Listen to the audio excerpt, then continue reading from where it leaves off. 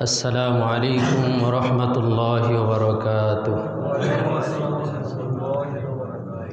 الحمد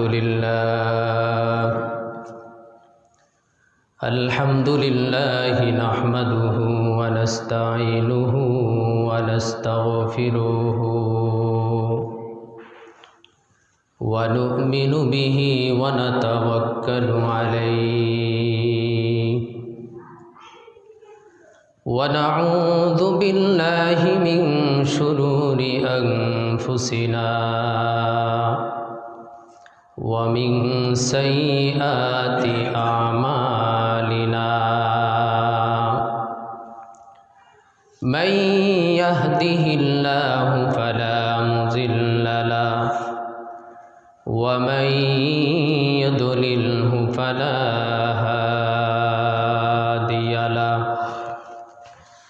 ونشهد أن لا إله إلا الله وحده لا شريك له ونشهد أن محمدًا عبده ورسوله أما بعد فأعوذ بالله من الشيطان الرجيم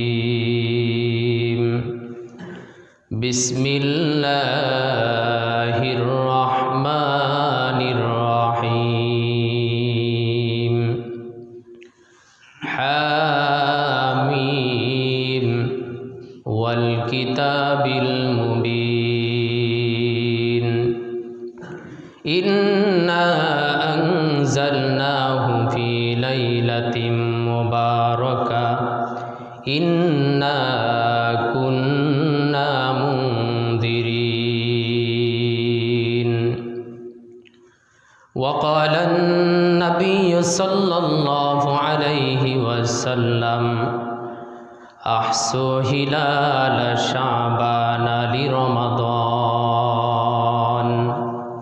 أو كما قال النبي عليه الصلاة والسلام اللهم صل على محمد وعلى آل محمد كما صليت على إبراهيم وعلى آل إبراهيم إنك حميد مجيد اللهم بارك على محمد وعلى آل محمد كما باركت على إبراهيم وعلى آل إبراهيم إنك حميد مجيد لا إله إلا الله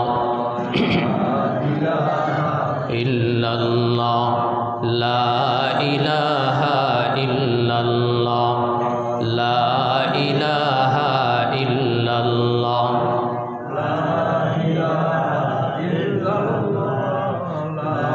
إله إلا الله لا إله إلا الله একটু জোরে বলি যারা ঘুমাইতেছি ঘুমটা যেন ভেঙে যায় ইল্লাল্লাহ লা ইলাহা ইল্লাল্লাহ লা ইলাহা ইল্লাল্লাহ লা ইলাহা ইল্লাল্লাহ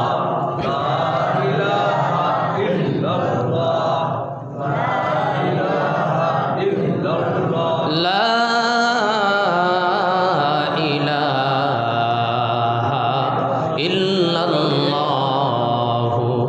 মুহাম্মাদুর রাসূলুল্লাহ। আলহামদুলিল্লাহ, আল্লাহ পাক রব্বুল আলামিনের দরবারে লাখ কোটি শুকরিয়া, যিনি আমাদেরকে শাবান মাসের দ্বিতীয় জুমার দিনে জুমার নামাজ আদায় করার উদ্দেশ্যে মসজিদে আসার তৌফিক দান করেছেন।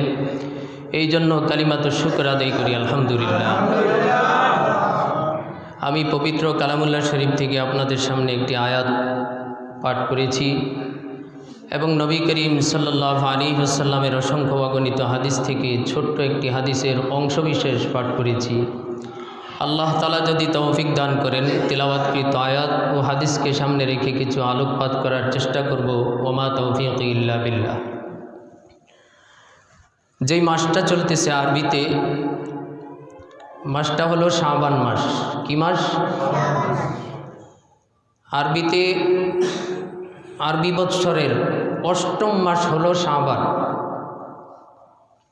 প্রথম মাস হলো মুহররম আর শেষ মাস হলো জিলহজ, মানে হজের মাস। তো আরবিতে অষ্টম নম্বর মাস চলতেছে। আজকে শাবান মাসের 10 তারিখ। আজকে কত তারিখ? আজকে কত তারিখ? বাকি দিনগুলি মনে থাকবো না। কালকে কয় তারিখ আসবে? তারপরের দিন। শাবান মাসের চাঁদ প্রতিদিন গণনা করা, এটা সুন্নত। আমি যে হাদিস পাঠ করেছি তিরমিজি শরীফের হাদিস, নবীজি সাল্লাল্লাহু আলাইহি ওয়াসাল্লাম বলেন, আহসু হিলাল শাবান আলি রমাদান। তোমরা শাবান মাসের চাঁদ গণনা করো।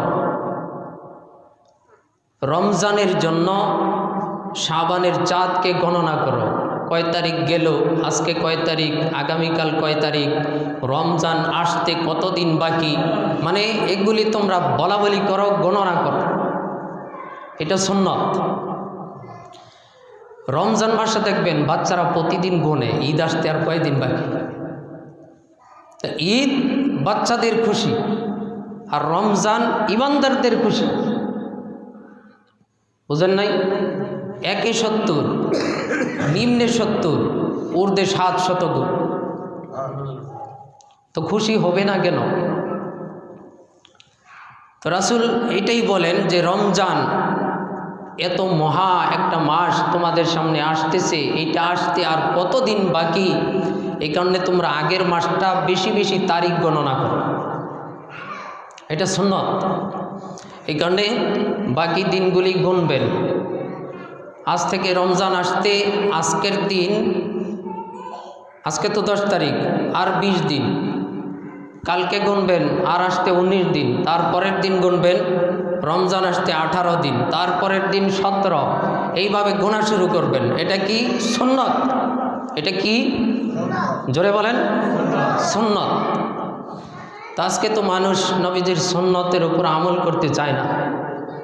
এটা সুন্নত, খুবই জরুরি বিষয় শাবানের চাঁদ গণনা করা।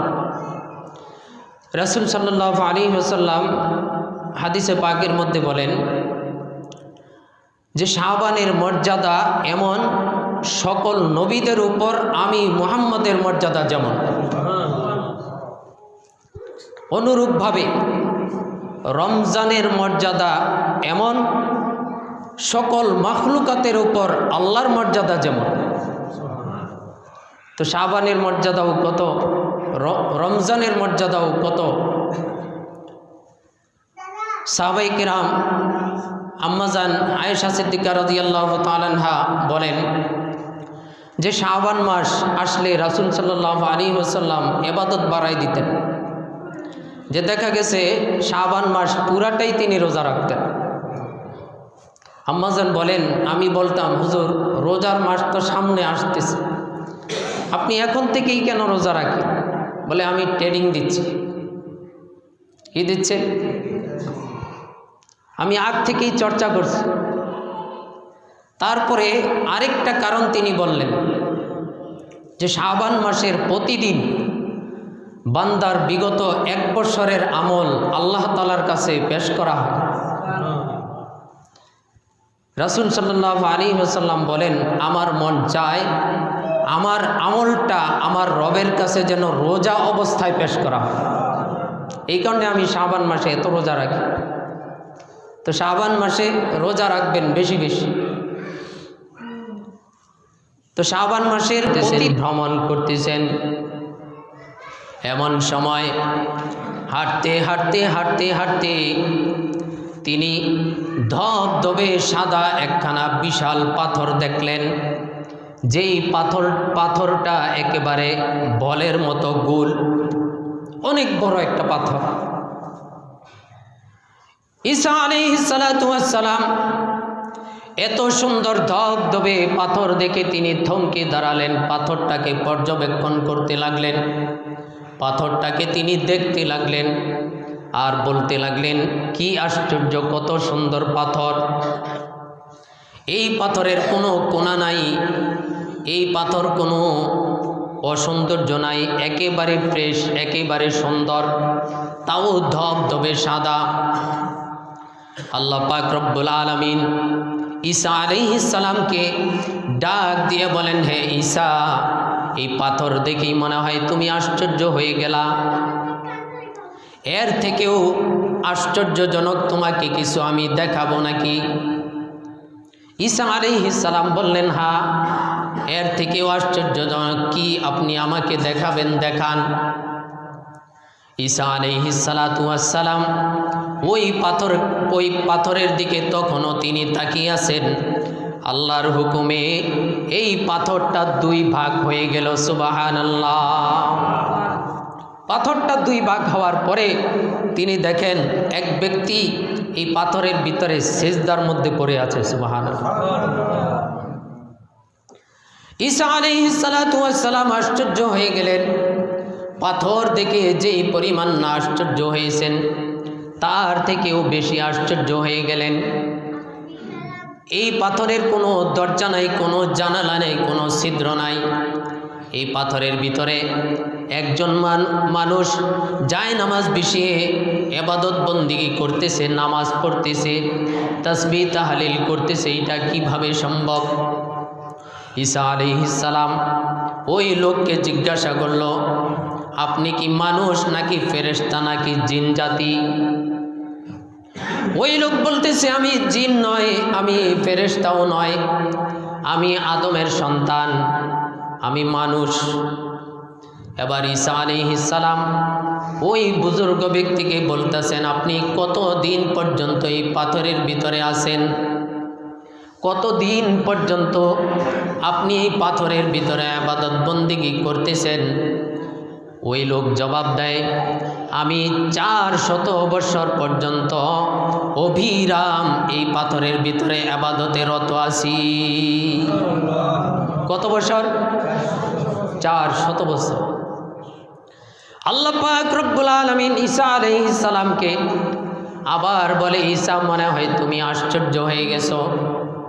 বলে, হ্যাঁ, আগের থেকে বেশি আশ্চর্য হয়ে গেছি।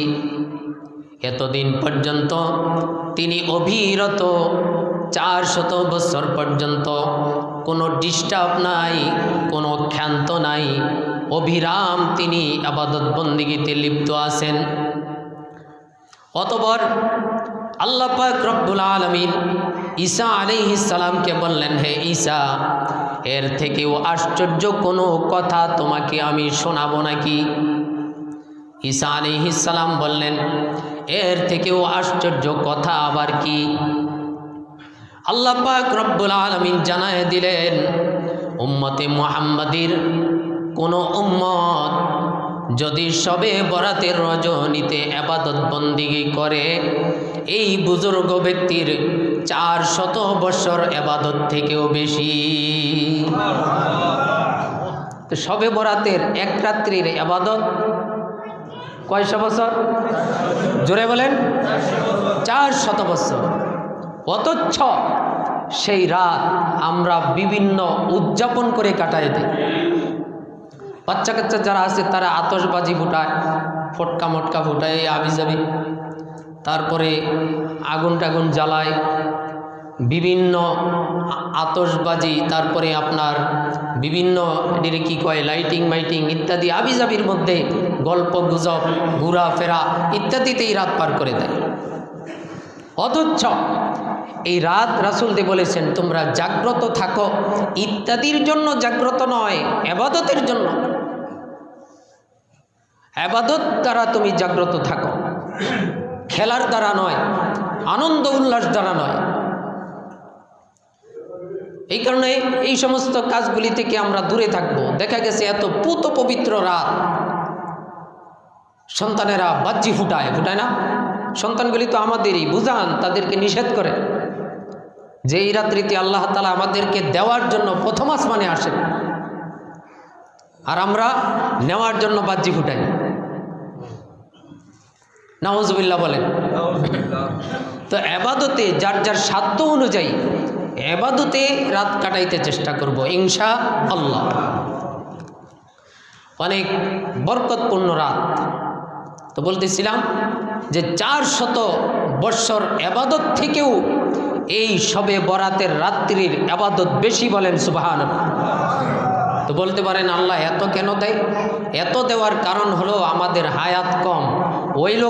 ওই লোক যে 400 বছর এবাদত করছে, আমার 14 গোষ্ঠী 400 বছর বাঁচব না, বলেন। তো আল্লাহ তাআলা যদি বলতো তাদের মতো এবাদত না করলে জান্নাত নাই, কি উপায়টা হতো? এই কারণে অল্প হায়াতের ভিতরে আমাদেরকে প্যাকেজ দিছে, বিভিন্ন অফার দিছে। এই অফারগুলি যদি আমরা গ্রহণ না করি তাহলে চলবে না। আমি যেমন আপনাদের সামনে বয়ান করতেছি, যোগ শ্রেষ্ঠ আল্লাহর ওলি হযরত মালিক বিন দিনার রহমতুল্লাহ আলাই, তিনি একদিন এমন বয়ান করতেছেন, হাজার হাজার শ্রোতা নিয়ে তিনি বয়ান করতেছেন। অনেক নামি দামি ওয়াইজ তিনি ছিলেন, ওয়াজের জন্য বিখ্যাত ছিলেন, বুজুর্গের জন্য বিখ্যাত ছিলেন। তো আমাদের বর্তমান যুগের ওয়াজের মতো না যে বাজেট কইরা, কন্ট্যাক্ট কইরা, টাকা টোকা চুক্তি কইরা তারপরে আসা, মানে দুনিয়াবি ওয়াজ না, আখিরাতের ওয়াজ তারা করতেন। সত্যিকারী খতিব, সত্যিকারের ওয়াইজ তিনি ছিলেন। এই মালিক ইবনে দিনার যখন ওয়াজ করতেছেন, এক ব্যক্তি দাঁড়ায় বলতেছে, হুজুর বেয়াদবি মাফ করবেন, একটা প্রশ্ন। বলে কি? প্রশ্নটা হলো, আপনাকে গত কয়েক বছর পূর্বে মদের আসরে দেখেছি, আপনাকে গত কয়েক বছর পূর্বে এটার কি কয়, পতিতালয়ে দেখেছি, আপনাকে গত কয়েক বছর পূর্বে গান বাদ্যের আসরে অভিরত দেখেছি, আপনি কি সেই মালিক দিনার না? মালিক ইবনে দিনার বলতেছে, আমি সেই মালিক, আমি সেই দিনার। ওই ব্যক্তি বলতেছে, হুজুর আপনার এত পরিবর্তন কিভাবে, আপনি যদি আমাকে একটু বলতেন।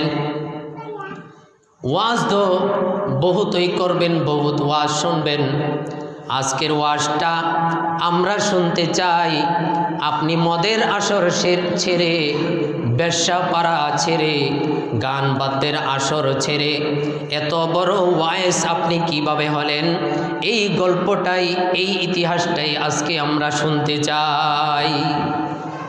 শুনবেন নি আপনারা? মন চাই শুনতে? মালিক ইবনে দিনার রহমতুল্লাহ আলাইহি বলেন, বেশি দিনের ঘটনা নয়, গত কয়েক বছর পূর্বেও আমি মদ পানের মধ্যে মত্ত ছিলাম। আমার কাজই ছিল দিনরাত 24 ঘন্টা মদ জুয়ার আসরের মধ্যে ডুবে থাকা। আমি পেশাদারি ছিল, এটা আমার কাজই ছিল। হয়তো মদের আসরে, নয়তো গানের আসরে, নয়তো জুয়ার আসরে, এই 3 আসর ব্যতীত 4 নাম্বার কোনো আসরে আমি নাই।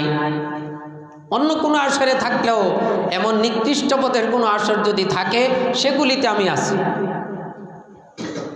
মালিক বিন দিনার রহমতুল্লাহ আলাইহি বলেন, একদিন শবে বরাতের রজনীতে, আমি তো আর জানি না কোনটা শবে বরাত, কোনটা শবে কদর, কোনটা শাবান মাস, কোনটা রমজান মাস। আমার কাছে সব মাস সমান, সব রাতই আমার কাছে মদের রাত। মালিক ইবনে দিনার বলেন, ওই শবে বরাতের রজনীতে আমি মাগরিবের নামাজের পরে, মাগরিবের নামাজও তো তিনি চিনেন না, মানে সন্ধ্যার পরে তিনি মদের পেয়ালা হাতে নিলেন। তার একটা সন্তান ছিল 7 কিংবা 8 বছরের একটা মেয়ে। আপনারা জানেন মেয়েরা বাবার খুব আদরের হয়, মেয়েরা বাবাকে সীমাহীন ভালোবাসে। এই 7 বছরের মেয়েটা মালিক বিন দিনারকে বলতেছে, বাবা আজকে শবে বরাতেও কি আপনার জীবন পরিবর্তনের সময় হয় নাই? আজকে এই শবে বরাতেও কি আপনি মদ পান করবেন? এইটা বলে মেয়ে মদের পেয়ালাটা হাতে নিয়ে ছুঁড়ে ফেলে দিল। মালিক বিন দিনার বলেন, আমি আমার রাগ আর রাখতে পারলাম না, মেয়েকে বেদমভাবে আমি মারধর করলাম। 1টা বছর এইভাবেই কেটে যায়। পরের শবে বরাতের রাত 1 বছর এইভাবেই কেটে যায়। আগের মতোই মদ পান করি, নেশা করি, জিনা করি, ব্যভিচার করি, আগের মতোই চলছে। আবার পরের শবে বরাতের রজনীতে মাগরিবের পরে আবারও মদের পেয়ালা হাতে নিলাম। আর হঠাৎ মনে পড়ে গেল, গত বছর এই দিনে তো আমার মেয়েটা দুনিয়ার মধ্যে জীবিত ছিল। আমি বাবার হাত থেকে মদের পেয়ালাটা আমার মেয়ে ফেলে দিয়েছিল। আজকে তো আমার মেয়ে নাই। শত শত মন মাটি বুকের উপর ধারণ করে মাটির তলায় ঘুমিয়ে আছে। মালিক বিন দিনার বলেন, আমার অন্তরাত্মা কেঁপে উঠল, আমার অন্তরটা নাড়া দিয়ে উঠল। গত বছর এই রাত্রিতে মদের পেয়ালা আমার মেয়ে ফেলে দিল। আজকে মেয়ের কথা চিন্তা করে এই মদের পেয়ালাটা আমি নিজে ছুঁড়ে ফেলে দিলাম। সুবহানাল্লাহ। মালিক বিন দিনার বলেন, অনেকক্ষণ পর্যন্ত কান্নাকাটি করলাম। মেয়ের জন্য কান্নাকাটি করতে করতে ঘুমায় গেলাম। ঘুমের ঘরে আমি স্বপ্ন দেখে কিয়ামত কায়েম হয়ে গেছে। খুব ভয়ঙ্কর ঘটনা।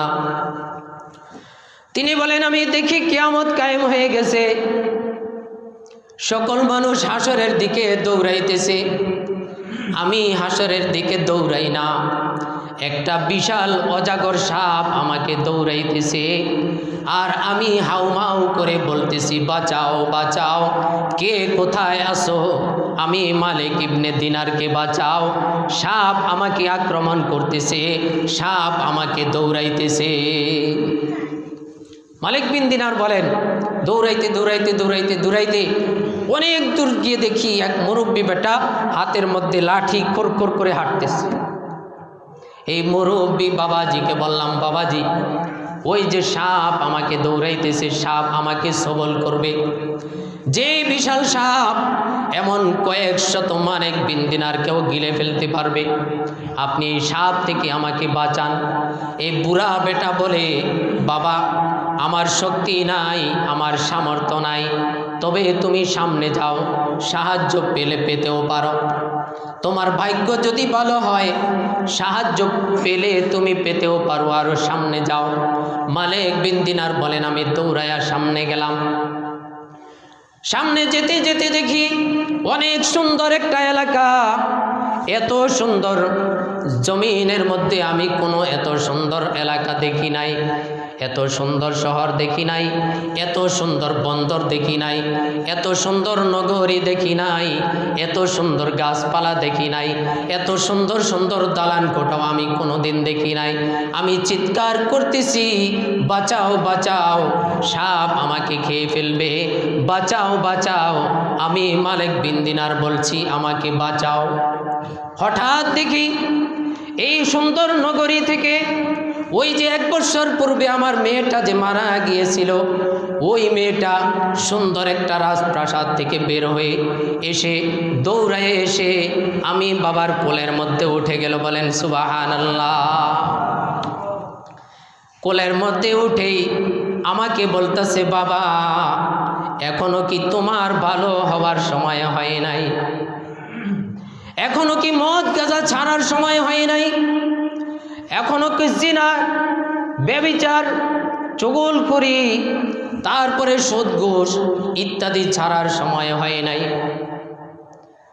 মালিক বিন দিনার বলেন, আমার মেয়ে যখন আমার কোলে উঠল, আমার মেয়ে যখন আমার হাত স্পর্শ করলো, যেই গতিতে সাপটা আমার দিকে আসতেছিল, আমার মেয়েকে দেখার সঙ্গে সঙ্গে ওই গতিতেই সাপটা পিছন দিকে হটতে লাগলো। সুবহানাল্লাহ। মালিক বিন দিনার তার মেয়েকে বলতেছে, মা বুঝলাম না ব্যাপারটা, এতক্ষণ পর্যন্ত সাপ ফোঁস করে আমার দিকে আসতেছিল, দৌড়াইতেছিল, তোমাকে দেখা মাত্রই সাপ পিছন দিকে দৌড়াইতেছে, ব্যাপারটা কি? এবার মেয়ে বলে, বাবা এটা সাপ নয়, আপনি যে দেখলেন সাপ আপনাকে দৌড়াইতেছে, এটা সাপ নয়, এটা আপনার সারা জীবনের বদামল। আপনি মদ পান করেছেন, জিনা করেছেন, চুরি করেছেন, ডাকাতি করেছেন, বদমাশগিরি করেছেন, যা কিছু করেছেন, আপনার অতীত জীবনের সকল বদ আমলকে আল্লাহ পাক রব্বুল আলামিন একটা সাপ বানিয়ে দিয়েছেন। এই সাপটাই আযাব দেওয়ার জন্য যথেষ্ট। মালিক বিন দিনার তার মেয়ে তাহাকে ওয়াজ করতেছে, এটা আপনার সারা জীবনের অপকর্ম, এই কারণে সাবধান, অপকর্মওয়ালারা সাবধান। এমন কত হাজার হাজার সাপকে আমরা জন্ম দিতেছি, তার কোনো হিসাবই নাই। মালিক বিন দিনার অতঃপর বলে, মা সাপ যখন আমাকে দৌড়াইতেছিল, পথের মধ্যে এক বৃদ্ধ বেটাকে আমি দেখলাম। মেয়ে বলতেছে, ওইটা বৃদ্ধ বেটা না, ওইটা হলো আপনার জীবনের নেক আমল। এখন বুঝেন নেক আমল কত দুর্বল। বুড়া জড়সড়, বুড়া তো বুড়োই, আবারও লাঠি লইয়া হাঁটতে হয়।